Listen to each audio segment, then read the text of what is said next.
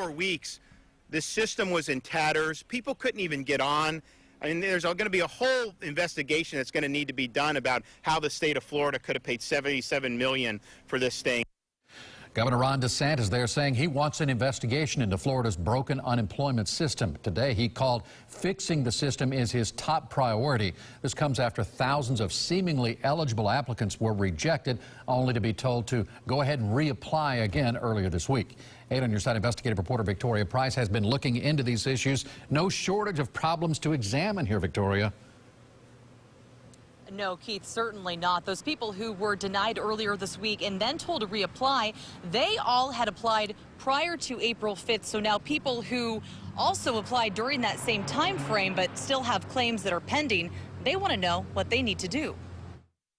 If I were to file today, what's a realistic amount of time that it takes if the system is working, not the way it is now? I have been told that us relying on third parties to do these different stages, 21 days. That's Secretary John Satter, the man now at the helm of Florida's sinking unemployment system. He's denied multiple requests from 8 on Your Side to interview, but he did do this Q&A on Facebook Live Thursday. Unfortunately, he glossed over a major question for many Floridians, and one that we've been asking. Will pending claims filed before April 5th need to be filed again? It's something Natalie Gillespie wants to know. After getting laid off from the airline industry, she filed her claim March 29th. It's been pending ever since. But her husband, who had the same job and filed on the same computer on the same day, he was approved nearly 2 weeks ago. There aren't any issues on it, like it's not asking me for identity claim, it's not asking me for any other information, it just says pending every single day. Earlier this week, thousands of unemployment seekers were deemed ineligible by an apparent glitch in the system. The state told those people if they applied before April 5th, they needed to apply again because it's a new fiscal quarter. People like Gillespie wonder if they too need to reapply, but right now, because their claim is pending, they can't.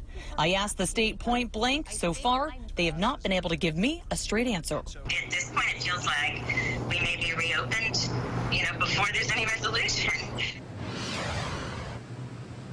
And tonight I have some good news and I have some bad news. The good news we'll start with is that the state did extend a waiver on certain requirements for unemployment seekers, things like not having to show they are actively seeking work. That's now been pushed back through May 9th. The bad news is I also confirmed with the state that they plan to once again take their unemployment site offline this weekend, completely offline until Monday morning, in hopes of processing more claims faster.